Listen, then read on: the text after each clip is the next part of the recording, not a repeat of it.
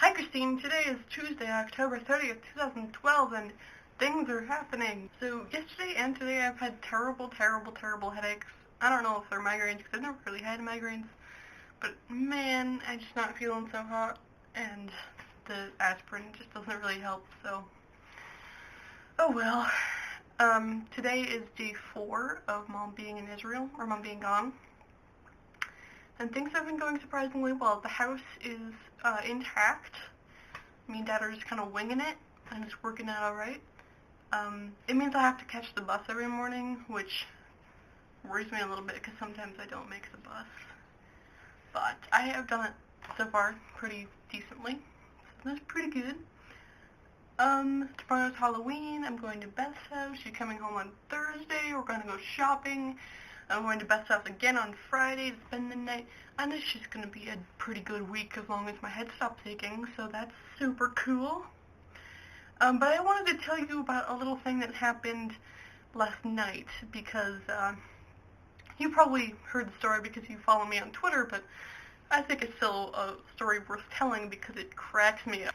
So I was walking to the bus from school to go home, and so I have my backpack on my back, and I have my purse on my arm, and I'm digging around for my iPod because I listen to my iPod on the bus because there's 70 screaming kindergartners that I don't want to listen to, for good reason. So I'm digging around, and I can't find it. I found my phone, I stick that in my pocket, digging around, and there's so much stuff in there, but I can't feel it, and I can't feel my headphones, I can't feel anything. So I start to freak out a little bit, but I'm like, well, I'll leave it alone for now, and when I get on the bus, I'll dig and take everything out and find it. So I get on the bus, and I take all my big things out, and I'm looking, and it's not there. So I read the whole bus, having listened to kindergartners, first of all, and then I lost my iPod, and that's awful, because I just left school, which means it's in the school somewhere, and someone could have taken it, or I could have left it somewhere. And so I left and thinking that, I probably just left it in the art room because I was listening to it during art when I was drawing. And so I go home, and I'm taking aspirin because my head has been aching and just terrible all day, and I just wanted to go crawl into a hole.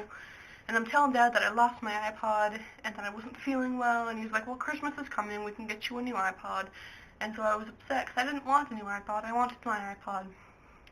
But a few hours later I had a brilliant idea, and I remembered that there's this somehow you can track where your iPod or iPhone or whatever is. So I Googled it, and I went to iCloud.com, and I clicked on Find My iPod, and I did, and I went, wait a minute, it's in the house. But I went to Dad anyway, and I was like, it tells me that the iPod is in the house. And then I saw this play sound function, and I was like, well, the headphones are in it, but I could try it anyway. So I pushed the button, and we start to hear this sound. So we followed the sound into my bedroom, and my backpack and my purse are on the floor, and I dug thoroughly through the purse earlier, so I knew it couldn't have been in there, but the purse was still beeping.